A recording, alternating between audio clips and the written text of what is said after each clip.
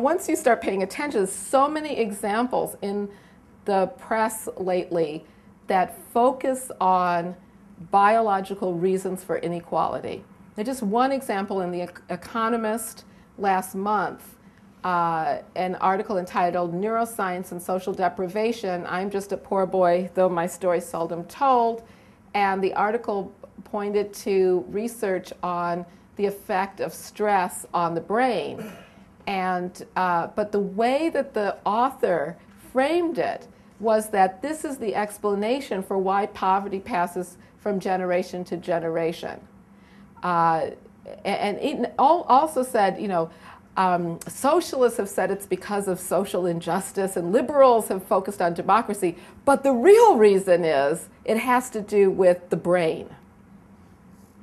And so, well, here's, oh, I thought I had skipped over it. Here's it where the author points out that almost in contrast, in other words, the implication is it's not really about democracy and opportunity and what sociologists and socialists have said. It's about this biological cause for why poor people pass on poverty to the next generation.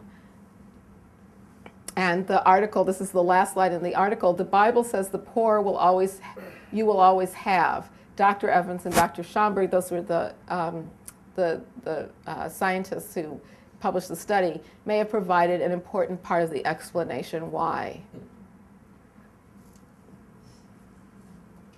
And so going back to Nicholas Rose's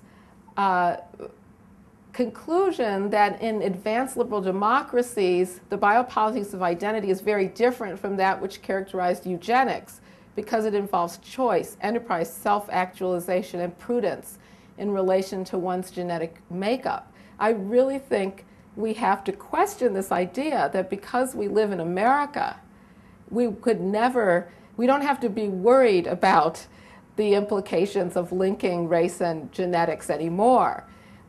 Because people are using these technologies to choose what they want for themselves. I think this ignores the social systems that are still in place that I think explain why black men are incarcerated at 7 times the rate of white men in this country.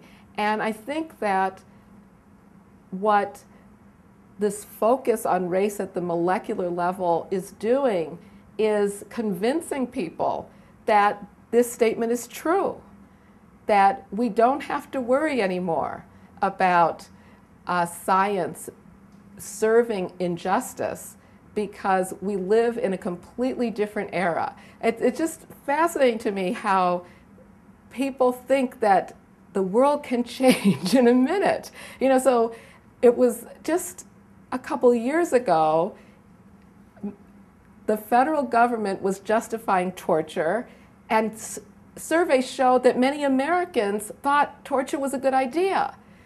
But now, all of a sudden, a year later, we don't believe in torture. I mean, we're completely different people in this country. I would still be concerned that Americans were willing to embrace torture. And I'm still concerned that Americans were willing to embrace eugenics 50 years ago, and that we continue today to have these stark differences in life expectancy, in quality of life, in incarceration, in education, that don't trouble so many Americans. And very concerned that we're at, I think, a point where we could come together to try to change that, or we could continue to think it's just natural. It's natural that the world is the way it is today. And the focus on race at the molecular level, at the same time, there are arguments we shouldn't pay attention to it at the social level, I think, help to make us accepting of the persistent differences in opportunity and equality that we see in this country.